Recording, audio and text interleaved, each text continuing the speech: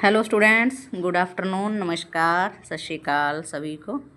तो स्वागत है आपका आपके अपने चैनल हिंदी मास्टर पर। तो स्टूडेंट्स, आज हम करेंगे शब्द विचार टॉपिक, जो कि हर परीक्षा के लिए महत्वपूर्ण है। तो जिसमें भी हिंदी व्याकरण से संबंधित प्रश्न पूछे जाते हैं और उसमें शब्द विचार से संबंधित 4 से 5 प्रश्न या इससे ज़्यादा भी प्रश्न परीक्षाओं में देखे जाते हैं। तो चलिए स्टार्ट करते हैं। आज का जो टॉपिक है शब्द विचार।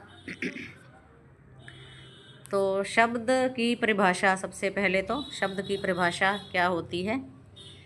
अर्थपूर्ण वर्णों का समूह, यानी कि एक ऐसा शब्दों का समूह जिससे कोई ना कोई अर्थ निकलता है, वो शब्द कहलाता है। जैसे कि हम यहाँ पे कोई शब्द लिखते हैं, जैसे कि कमल।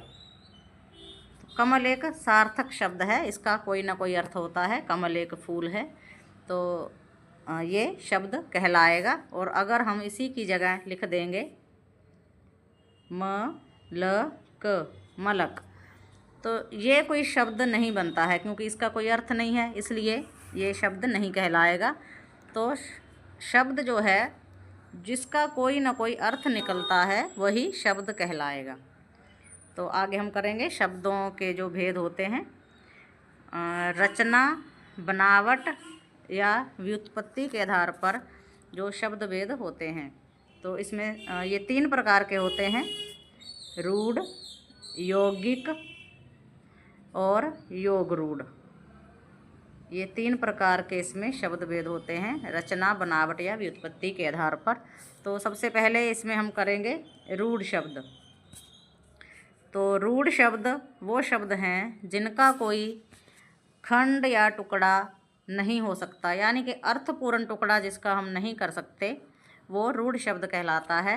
जैसे कि यहाँ पे कुछ उदाहरण हैं: घर, जल, कमल, गाय, या ऐसे बहुत से शब्द हो जाते हैं और जो रूढ़ शब्द हैं। और इनको अलग करने से, इनके जैसे टुकड़ा या खंड करने से इनका कोई अर्थ नहीं निकलता है। जैसे कि घर का हम खंड करते हैं घ, धन, र, तो ना तो घ का कोई अर्थ है, ना ही र का। और अगर हम इसको मिला देते हैं घ, र, घर, तो घर का एक सार्थक अर्थ होता है।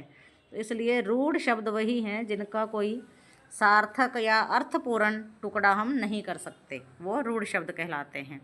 नेक्स्ट है यौगिक शब्द। यौगिक शब्द वे शब्द हैं जो 2 या 2 से अधिक शब्दों के योग से बने होते हैं, वो यौगिक शब्द कहलाते हैं। जैसे कि आगे उदाहरण है राज, धन, पुत्र। तो राज, धन, पुत्र, इसका जो सार्थक शब्द निकल के सामने आता है वो है राजपुत्र। ऐसे ही विद्या, धन, आल्य, इससे शब्द बनता है विद्यालय। तो ये एक यौगिक शब्द है जिनका कोई ना कोई अर्थ निकलता है। तो नेक्स्ट हम करेंगे योग रूढ़ शब्द। योग रूढ़ शब्द वे शब्द हैं जो यौगिक तो होते ही हैं और साथ में इनका कोई विशेष अर्थ निकलता है, वो योग रूढ़ शब्द कहलाते हैं। मतलब यौगिक होने के साथ साथ उनका कोई सामान्य अर्थ ना होकर किसी विशेष अर्थ में वो प्रयोग होते हैं, वो योग रूढ़ शब्द हैं। जैसे कि हम उदाहरण के तौर पर हम देखेंगे पंकज। पंकज शब्द है, तो पंकज जो है इसका जो विशेष अर्थ है वह कमल होता है। तो इसी तरह जैसे चक्रपाणी, तो चक्रपाणी हम विष्णु जी के लिए प्रयोग करते हैं। तो ऐसे ही बहुत सारे शब्द हैं, जैसे कि दशानन हो गया, दशानन, पीतांबर, जलज, नीलकंठ, ऐसे ही और बहुत से शब्द। ज़्यादातर जो भी जैसे पर्यायवाची शब्द होते हैं वो सारे शब्द ही योग रूढ़ शब्दों में गिने जाते हैं। तो नेक्स्ट है उत्पत्ति के आधार पर शब्द भेद। तो उत्पत्ति के आधार पर जो शब्द भेद हैं वो 4 प्रकार के माने जाते हैं: तत्सम, तद्भव, देशज और विदेशज। तो सबसे पहले हम करेंगे तत्सम शब्द। तो तत्सम शब्द वे शब्द हैं जो संस्कृत में से ज्यों के त्यों ही हिंदी में प्रयोग कर लिए जाते हैं, यानी कि जिसको हम बिना किसी उसके रूप को चेंज किए, उसके रूप को बदले हम संस्कृत शब्दों को ही हिंदी में प्रयोग कर लेते हैं, वो तत्सम शब्द कहलाते हैं। यानी कि जो शब्द संस्कृत के समान हैं, जैसे कि ये संस्कृत के शब्द हैं अग्नि, नयन, हृदय, विद्या, ऐसे ही पत्र, सूर्य, ये भी संस्कृत के शब्द हैं। इनको ज्यों की त्यों ही हिंदी में प्रयोग कर लिया जाता है। नेक्स्ट है तद्भव शब्द। तद्भव शब्द वे शब्द हैं जिनको संस्कृत में से जो संस्कृत के शब्द होते हैं उनको थोड़ा बदल कर हम हिंदी में प्रयोग कर लेते हैं, वो तद्भव शब्द कहलाते हैं। जैसे कि इसकी उदाहरण हम देखेंगे, अग्नि जो तत्सम शब्द हो गया, और अग्नि का हम रूप चेंज करके आग को हिंदी के लिए प्रयोग करते हैं। ऐसे ही नयन संस्कृत शब्द है जो तत्सम में गिना जाता है, और आँख जो है ये तद्भव शब्द है। सूर्य भी संस्कृत शब्द है जो कि तत्सम में हम ज्यों की त्यों ही प्रयोग करते हैं, और सूरज को हम हिंदी के लिए प्रयोग करते हैं। ऐसे और बहुत से शब्द हैं, इसके लिए हम अलग से वीडियो लेकर आएंगे। उसमें हम सारे तत्सम तद्भव शब्द और इनको ट्रिक से कैसे पहचाना जाता है वो सब हम उसमें कवर करेंगे। तो आगे है देशज शब्द।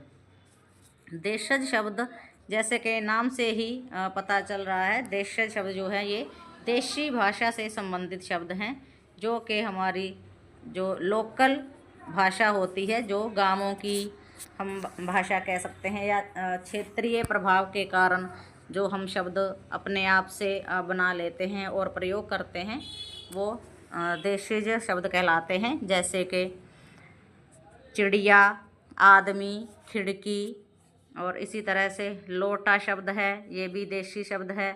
पगड़ी है, ये भी देशी शब्द है। टांग, ये भी देशी शब्द है। गड़बड़, थैला, ये सारे देशी शब्द के अंतर्गत आते हैं। तो नेक्स्ट है विदेशी शब्द। विदेशी शब्द या विदेशी शब्द वो शब्द हैं जो अन्य भाषाओं से हिंदी में प्रयोग किए जाते हैं।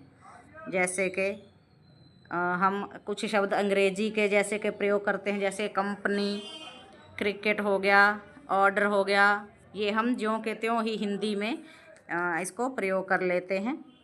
और इसके अलावा भी जैसे कि कलम शब्द जो है ये अरबी भाषा का शब्द है, और रेल अंग्रेजी भाषा का शब्द है, कमीज़ फ़ारसी भाषा का शब्द है। इसी तरह से और बहुत सारे शब्द हैं, जैसे कि ऑफिसर हो गया, हॉस्पिटल हो गया, हॉस्पिटल का हमने अस्पताल कर लिया, ऑफिसर का अफसर बना लिया।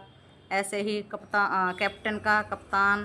तो ये बहुत सारे शब्द हैं जो कि विदेशी भाषाओं से आए हुए शब्द हैं, और हम हिंदी में इनको प्रयोग करते हैं। तो इससे संबंधित भी हम एक वीडियो अलग से आपके लिए लेकर आएंगे कि अरबी भाषा के कौन कौन से शब्द हैं, फ़ारसी के या तुर्की और पुर्तगाली शब्द जो भी हैं, जो महत्वपूर्ण शब्द जो पिछली परीक्षाओं में पूछे गए हैं, उससे संबंधित हम अलग से एक वीडियो लेकर आपके लिए आएंगे।